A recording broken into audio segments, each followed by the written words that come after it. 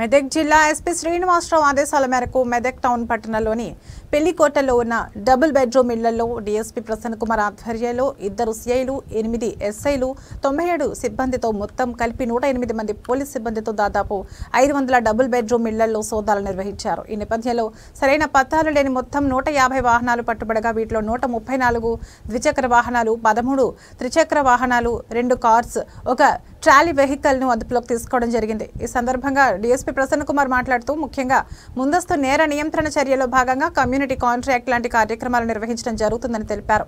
దీనిలో భాగంగా మెదక్ టౌన్ పట్టణంలోని పెళ్లికోటలో ఉన్న డబుల్ బెడ్రూమ్ ఇళ్లలో కార్డన్ అండ్ సెర్చ్ కార్యక్రమాన్ని నిర్వహించామన్నారు। కాలనీల్లో ఇంటి ప్రదేశాల్లో అనుమానితంగా ఎవరైనా కనబడితే వెంటనే స్థానిక పోలీస్ స్టేషన్లో సమాచారం ఇవ్వాలని కోరారు। కొత్తగా ఇండ్లకు వచ్చే వారి పూర్తి వివరాలు తెలుసుకున్నాకే ఇవ్వాలని సూచించారు। అదేవిధంగా అక్కడ ఉన్న ప్రజలకు సైబర్ క్రైమ్స్ పైన అవగాహన కార్యక్రమం నిర్వహించడం జరిగింది। డిజిటల్ అరెస్ట్, ఏపీకే ఫైల్స్ వంటి వాటితో అప్రమత్తతతో వ్యవహరించాలని ఆశపడి యువత మోసపోవద్దు అని అన్నారు। నేరరహిత పట్టణంగా తీర్చిదిద్దడంతో పాటు ప్రజలకు శాంతి భద్రతలు కల్పించాలని గంజాయి తదితర మాదక ద్రవ్యాలను నివారించడం కోసం కృషి చేస్తున్నామని తెలిపారు। ఎవరైనా ఇబ్బంది పెట్టారా ఈ కార్యక్రమంలో? మిమ్మల్ని ఇబ్బంది పెట్టాలనే ఉద్దేశం అయితే ఏమీ కాదు, మీతో కలిసి పని చేయాలి, మనకి ఉన్న ప్రాబ్లమ్స్ అన్ని కూడా మీతో కలిసి షేర్ చేసుకోవాలనే ఉద్దేశంతో ఈ ప్రోగ్రామ్ ఆర్గనైజ్ చేయడం జరుగుతుంది। మెయిన్ ముఖ్యంగా ఏంటంటే మనం చాలా మంది మనందరం తెలుసు, ఈ కొత్తగా మనం మన ఇళ్ళలో కిరాయిలకి ఇస్తుంటాం। ఇప్పుడు సాధారణంగా చాలా మంది డబుల్ బెడ్రూమ్ ఫ్లాట్స్ లో ఉండట్లేదు, వాళ్ళు ఇల్లు కిరాయికి ఇచ్చి హైదరాబాద్ దగ్గర ఉంటున్నారు। కొత్త వ్యక్తులు మన దగ్గరకు వస్తారు, మీకు తెలుసు వీళ్ళు ఎవరో ఉన్నారు, మనకి ఏంటి కొత్త వ్యక్తులు ఉన్నారు, కానీ మీరు ఎవరికి చెప్పలేని పరిస్థితి, వాళ్ళు ఏం చేస్తారో మీకు తెలియదు।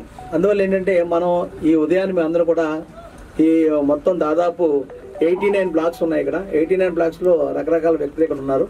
ఈ మొత్తం చుట్టూ గార్డెన్ చేసి మొత్తం ప్రతి ఇంటిని కూడా 8 పార్టీస్ కింద డివైడ్ అయ్యి సెర్చ్ చేయడం జరిగింది। ఈ సెర్చ్కి సంబంధించి మొత్తం ఇళ్లలో ఎవరెవరు వ్యక్తులు ఉన్నారని వాళ్ళ ఆధార్ కార్డు, వాళ్ళ వివరాలన్నీ తెలుసుకుని రైట్ పర్సన్స్ అక్కడ ఉన్నారా లేదా, లేదంటే కొత్త వ్యక్తులు ఎవరైనా వచ్చి ఇక్కడ ఉంటున్నారా, ఎందుకంటే మనకి కొత్త వ్యక్తులు వస్తారు, మనకు తెలియదు, మంచి వాళ్ళుగా ఉంటారు, మనతో మధ్యనే ఉంటారు, కానీ బయటకు పోయి అఫెన్స్ లైక్ చేస్తుంటారు।